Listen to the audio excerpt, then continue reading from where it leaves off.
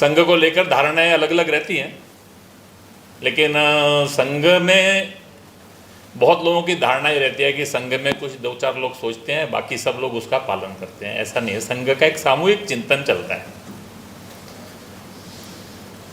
और वो सामूहिक चिंतन की हमारी एक कॉन्टिन्यूटी भी है, उसकी एक प्रक्रिया भी है। देश में हजारों कार्यकर्ता सारे देश में भ्रमण करते हैं, जिला स्तर पर, प्रांत स्तर पर, अखिल भारतीय स्तर पर। स्वयंसेवकों से भी मिलते हैं, कार्यकर्ताओं से भी मिलते हैं, समाज के लोगों से भी मिलते हैं, विभिन्न विषयों के ऊपर वो सबके फीडबैक भी लेते हैं। संघ के मिलने की एक विशेषता होती है कि हम केवल संबोधन नहीं करते, संवाद करते हैं। और संवाद करते हुए ऐसे लोगों के पास भी जाते हैं जिनसे हम घंटों सुनते ही हैं। और ये सारा करते करते हम सब लोगों के भी कुछ निष्कर्ष निकलने प्रारंभ होते हैं। वर्ष में 2 बार अखिल भारतीय प्रतिनिधि सभा और अखिल भारतीय कार्यकारी मंडल में एक बार, अभी आजकल 1300-1400 कार्यकर्ता, उसमें एक संघ की कल्पना है। सारे देश के अंदर हमारे यहाँ एक बहुत व्यवस्थित निर्वाचन की प्रक्रिया है। 50 स्वयंसेवकों के ऊपर एक प्रतिनिधि और 50 प्रतिनिधियों के ऊपर एक प्रांत का प्रतिनिधि और उसके बाद उसके ऊपर अखिल भारतीय प्रतिनिधि, ऐसे सारे देश के एक 1200-1400 कार्यकर्ता प्रतिनिधि सभा में इकट्ठे होते हैं और एक 350-400 कार्यकारी मंडल में भी आते हैं। और जो भी महत्व के विषय होते हैं उसके ऊपर संघ की जो दिशा तय होती है वो सामूहिक चिंतन से होती है। ये प्रस्ताव जो आते हैं, प्रांतों से प्रस्ताव प्राप्त होते हैं। इन विषयों पे संघ को अपनी दिशा देनी चाहिए। वो दिशा संघ के स्वयंसेवकों के लिए भी और समाज के लिए भी है। वो प्रस्ताव हमारे पास आते हैं, उसके ऊपर प्रस्ताव समिति में चर्चा होती है, फिर हम उसको सबके सामने रखते हैं। कार्यकारिणी उसमें से तय करती है कि इन प्रस्तावों को लेकर आना चाहिए।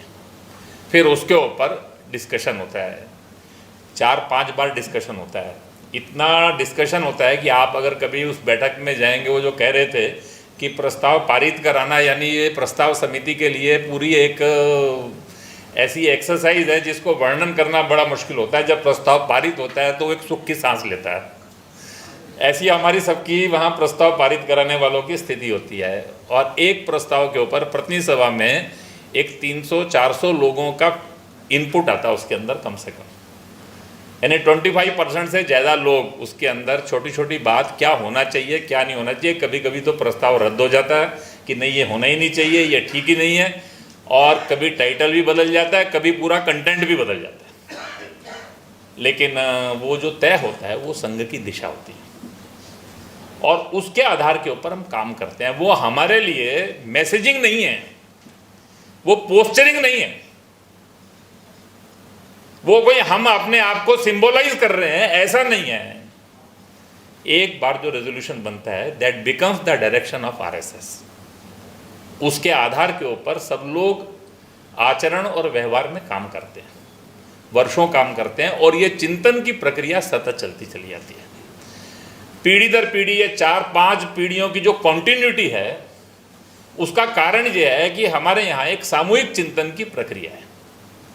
और केवल इतना नहीं होता, प्रस्तावों के बाद फिर नीचे तक उसके ऊपर चर्चा की जाती है।